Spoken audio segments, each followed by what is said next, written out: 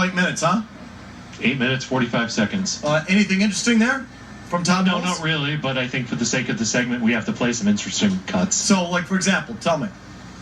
I still think we got a ways to go, but we're getting better. They're starting to learn each other and what each other can do. So from that standpoint, I think we're getting better. Rivas and Cromartie, they've been around the league for a while, and, you know, they play well together. They understand what it takes out there. They're just professionals that do their job. So I can really respect that about them, and they fit in well.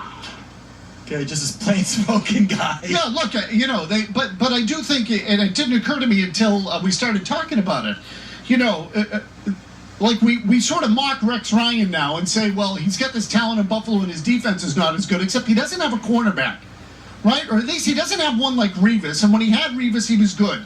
Todd Bowles, Mike, in Arizona had who? Patrick Peterson, right? Now he's got Darrelle Revis. Like, he has had an elite left corner in the league now for on a couple of occasions. Okay, so just hold on a second. I have to mention what's going on here in the studio. We're at the TD Garden studio. If you're on TV, you can't miss it. We're in this studio where it looks out on the North Station, and there's a big glass wall that now there is a partition that is trying to come down automatically, about to smush all of our cameras. It's like a garage door in a storefront. That's the way I would describe it. Like Jay, do we have a button or something on this? So literally, we are holding up this wall from smashing. We have these are about $10,000, $12,000 cameras right there, Che. They're about to smash these high-def cameras here because this partition is unbelievable. Nice studio you got down there. And so listen, if we don't keep this up, is it going to slam down and smash the cameras? Yeah. Would you like me to take a call while this is going on? Yeah, go ahead, take a call. Okay, well, we'll do that while you guys are trying to hold up the roof. This is unbelievable. Excellent. Tom's in Georgia. Tom, what do you got? Hi, yeah, thank you. I had a couple of thoughts on this week's game against the Jets.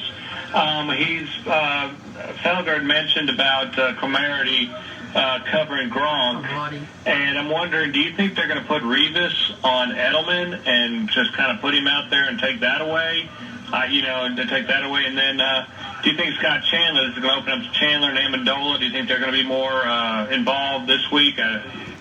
Just wondering your thoughts on that. On defense, do you really think our defensive line, we're going to struggle against the running backs, Ivory and the other guy? All right, Tom, I'll tell you what. Let's go with one thing at a time. Okay, let's go with one thing at a time. And regarding the Jets' defense in the secondary, Revis on Edelman's the play. Mike and I talked about this the other day. Revis on Edelman's the play. I think it's kind of a fascinating matchup because, honestly, I don't know if Revis can keep up with him anymore. Like, Edelman's a tough cover. You're talking about a guy that's running side to side. He's got great quickness. We saw that in the Super Bowl against the Seahawks. They had trouble keeping up with Edelman. It was a problem, Mike. So, now, look, does Revis have the skill to keep up with Edelman? Sure. But I don't know if he has the wheels anymore. Well, so that's what I'm wondering. Like, I'm interested in that one, too. That, look, see, this is the stuff we've missed up to now with the Patriots this year. Because nobody has had the talent to sort of offset them on one side of the ball or the other. And every time you look at them, you say it's a mismatch. They can't keep up. The Colts defensively, and they did, all things considered, they did a decent job. Indianapolis did. But really, they don't have the horses. They can't stop the Patriots. How we doing over there, B-Rob? We okay? What? Oh, so there was So what happened was there was a fire alarm set off in the building, and they automatically lower these shutters as part of the fire alarm, and so all the shutters on this floor have been closed automatically, and they try to close them on us, and we're holding it up now. B-Rob, I just want to let you know, if that door comes down, if you don't hold it up right there like you're holding it up right now, I hope you're not getting tired. There's like $30,000 worth of damage that's going to happen. Seriously. Okay? These cameras aren't cheap, kid. So suck it up. Here's Eric in Melrose on Malcolm Butler. Go ahead, Eric. Yeah, guys, thanks for taking my call. What's fascinating is no one realizes that Malcolm Butler had 2 highlight plays in that Super Bowl. It's a good point, Eric. He did break up the play from that wide receiver long ball. Unfortunately, the player came down with it on his back. If that player does not come down with the ball, then he's a hero just on that play itself. Hey, Eric. And Belichick kept him in the play for that final play where he made the great interception.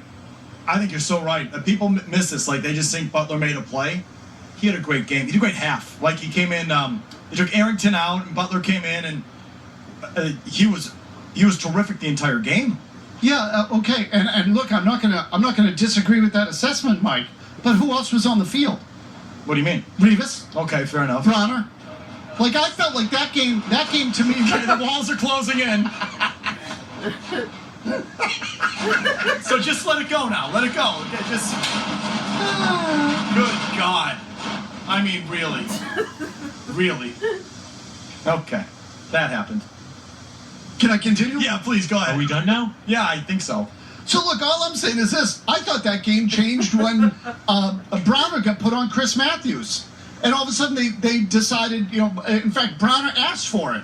Like, no, put me on the big guy. We'll take him out of the game because the Patriots had no answer for him in the first half. And all of a sudden things changed. And so listen, yes, Butler played well as a third corner. Right? Not as a first corner, as a third corner. When you got him in the right matchup. Okay, but first corner, third corner, it's still him, receiver, football. He made the plays. Okay, and I'm just telling you that I think he is fine if you expose him on a limited basis. If you put him at least now, but if you put him in an environment where he's getting exposed constantly, which means going up against the best receiver on another team for 80 snaps or 70 snaps, he's going to have a harder time in coverage than people here want to admit. I like the player too, Mike. I like him a lot. I love his attitude. But in terms of the pure coverage skills, people here are way too ahead of the game. All right, no commercials here. Just the headlines. You have your hard salami and your bottled water, Felger. I think look, the apocalypse is. I'll tell you what. If this asteroid that's coming Halloween, I'm going to come here because they just locked us in pretty good. But we are in lockdown. My Lord. No commercials here. Just a headline. Bruins are playing tonight. Lineup information coming away from Jim Murray, and then we're right back again. No spots here. This is Boston's home for sports from the Town Fair Tire Studio. WBZ FM and HD1 Boston 98.